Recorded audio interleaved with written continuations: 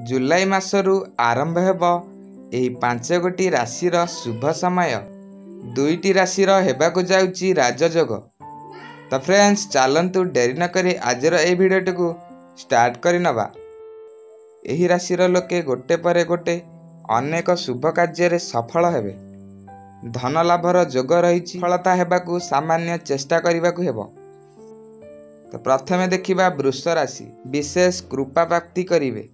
एही राशिर लोके तांको पुराणा अटकी रहिथिबा कार्य को सठिक समय रे पूरा करिवे।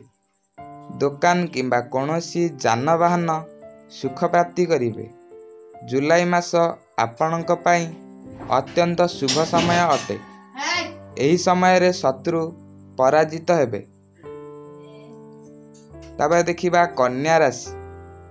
एही राशिर लोके जुलाई मासरे विशेष रूपे प्रत्येक कार्य रे लाभवान हेबे।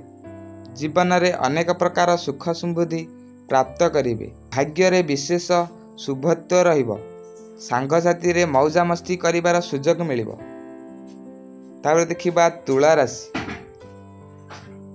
एही राशिर लोके जुलाई मासरे प्रेम संबंध रे लाभवान हेबे। मीन राशि। एही राशिर लोके जुलाई मासरु विशेष रूपे लाभवान हेबे। चाकरी और व्यवसाय क्षेत्र रे लोके विशेष रूपे लाभवान हेबे।